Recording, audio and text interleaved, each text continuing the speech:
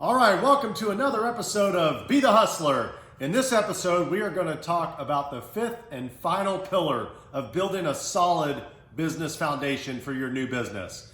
Now, if you remember, I'm going to run down the other four. Originally, it was find your passion at number 1, learn daily at number 2, hustle daily at number 3, save number 4, and fifth one is make friends. That's right, make lots of friends. And like we discussed in a previous video, it's very important when you're making friends that you actually become the better friend. That's how I like to think of it.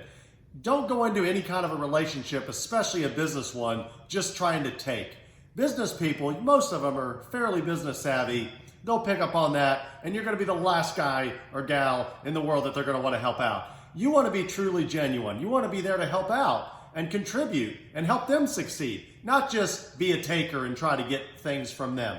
So when you make your friends, you want to obviously find people. I prefer to find people that are in, different cities, different states. So I'm not, in business, that I'm not competing with these guys. Now, I don't mind making friends with locals that are in the same business. And in fact, I'm a firm believer that if you make friends with your competition, that both you and your competition will grow together.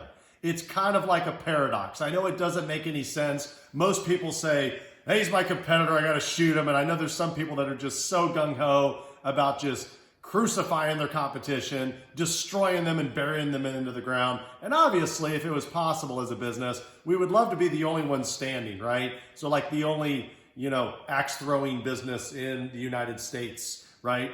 In my city, the only gold business in my city. That would be the ideal scenario, right? Well, yes and no. I mean, competition is also good. If another competitor's in town and they're doing the same thing as you, that's also introducing a lot of new people to whatever that business model is. Because in most cases, you're not going to get 100% of the people coming to your business. Even if you're the only one there, you just won't. So it's good to have others in there. And sometimes, the way I love it, because I work so hard at my businesses in refining them and trying to make them better and better and better, is competition a lot of times makes you look really good, especially if you're crushing them, right? You're offering better service, better prices, better selection, better whatever. Then they're going to compare you to them, and then they're going to just become customers for life. So competition isn't always a bad thing. So again, you want to make friends with people that are in your trade, in your industry. And what's beautiful about social media now is there's so many different groups and pages right now where people that are business owners for whatever group can join. I know I'm in one for escape rooms, I'm in one for axe throwing, and you'll have owners of all these businesses collaborate to try to, once again, make everybody's businesses better. So that's a good thing, and that's another reason why you want to make friends. Now, as time goes on, depending on the level of friendship that you develop with these people, if you really build your relationships, and you really want them to be more than just business, sometimes, believe it or not in life, these people could really help you in key times in your business when it's struggling to get you through it. And that's happened with me. Sometimes when I'm struggling, I'll pick up the phone and call 2 or 3 or 4 people that I know that I respect, and they'll share what they know, I'll share what I know, and they'll get something out of it, I'll get something out of it. It doesn't mean every single time, but back and forth, we generally tend to help each other get through the tough times. And when the times are even going good, you still share it, because let's face it, this world is so abundant. You don't need to be greedy. You're not going to get every single dollar in your trade. Come on, get real. You could have the best jewelry store in the United States. You're not even going to get a fraction of a percent of all of the business of jewelry in the United States. And that's if you were let's say you're the only jewelry store in California. I mean, come on. Everybody in the state of California is not going to drive or fly to your store. They're going to order stuff from other places online and whatnot. So it's very important that you understand that. So making friends, again, is going to be super instrumental to your long-term success. This, I believe, has saved me and has helped me grow to where I am today. And I thank all those friends for all the help they've done for me. And hopefully I've contributed in my own ways to help them be successful as well. Now, on the flip side, kind of the antithesis of that is I like to bring up what I like to, this is no new thing, but poisonous people. Okay, so when I was younger, one of the biggest problems about kind of being, coming from nothing when you're kind of hanging out with, if you will, the poor, the not so fortunate, is they also think poorly. They have poor minds. They don't think positive. They don't think things are possible. They do the exact opposite of what successful people do. And so if you continue to hang around those people, they're going to tell you the same, pretty much everything that you've heard your whole life. That can't be done. You can't do this. There's no way. It's all these limited beliefs that in their mind, they're restricting you from what you do. And I hate to say it, love is tough. You got to cut those people out of your life. It's tough. Even some of your best friends, sometimes even family, they sit there and they put you down all the time.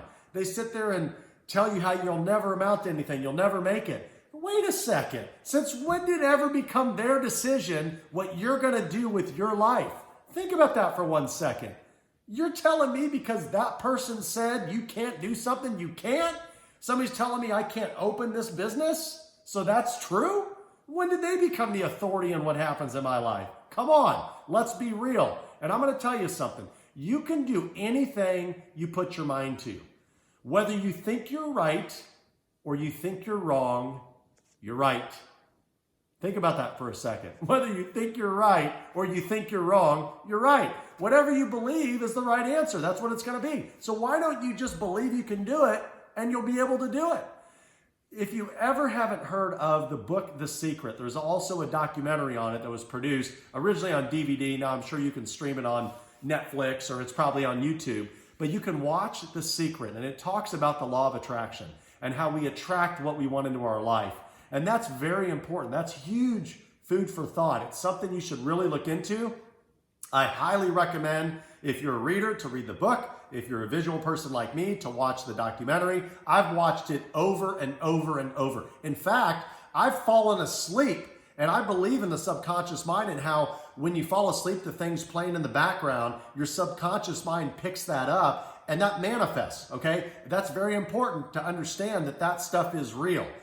You can do anything in this world that you set your mind to. Literally anything, as long as it's good. Come on, you can't say, well, I don't want to make some bad examples. Bottom line, whatever you set goals for, you'd be surprised how many times you can achieve those goals if you're putting in the work and you go after it. You can't just sit around and do nothing. You have to put in the effort. But just know, all that stuff is attainable. Now, I want to go back to, obviously, you're making lots of friends. You're building deep relationships, valuable, long-term relationships with these people. And you guys are all starting to make money. Here's the beauty. As you all start making money, you can start investing. And that's when having a business becomes super powerful. Because in a lot of businesses, you can start actually putting some money, some of your business capital into investments for the business. So your money's making money while your business is running. So just as an example, let's say you're in the gold business. Again, I like to use that as an example because I'm in that business, okay? So imagine if I've got extra money at the end of every month, and rather than say paying myself, I leave it in inventory, and at the end of the year, you might have to pay inventory tax. It is what it is. But at the same time, that gold and silver, if I believe it's going to go up, might appreciate 10%, 15%, 20% in that year, depending on the year. Some years it's gone down and it's had some bad years. But there was a long bull run for gold where it probably averaged something like 8 to 10% a year for quite a while. I mean, it just kept going up. So imagine if you're into a business and you can invest some of your profits aside into a business that you're already familiar with. So the risk is very down. Like, you're in the business, you buy it and sell it daily. There's very low downside and you can actually invest. So then you got your business making money and then you've got the investments making money on the side and you're literally doing nothing. It's like double dipping. It's an incredible way to exponentially grow your wealth. And it happens like the penny a day doubler. It happens over time and continues to snowball and get bigger and bigger and bigger. Remember, you might only start out with $100 at the beginning or $200 or $500. But when you get to the point where you have thousands, you got 5,000, 10,000, 20,000, 50,000, 100,000 in your company accounts. Now when you make moves and you make the same percentage moves, they're much bigger. I mean, imagine if you could make 10% of your money on $100 in a year. You make what, 10 bucks? What if you make 10% on $100,000 a year? Make 10,000 bucks. Let's say that's in an investment for doing nothing. You just had $100,000 in your business. You invested it, say into gold, hypothetically, and that money made 10% return because gold went up 10% that year. Now you have 110,000. Wow. You know how hard it is to make 10,000 bucks? It's, for most people, a lot of work, a lot of going to the day job, a lot of grinding away, right? But think about it. If you could just set it aside and it grew and it made money without doing anything, how sweet is that? So that is really what we're going to start trying to focus on in the next videos. We've touched, obviously, in the last 5 videos, including this one, on how important it is to set up a solid foundation for your business. Just like it is when you're building your house. You set up, you dig into the ground deep, all that concrete gets laid, and that foundation supports your house for eternity, right? For 30 years, 50 years, 100 years. You need to do that for your business. And so these are the things that you need to do. So everybody, I hope this has been helpful. Thanks again. Keep liking, keep subscribing, keep letting everybody know. If you've got any friends or family that are interested in starting a business, I would love to share my knowledge with them. So make sure you tell them to subscribe to Be the Hustler.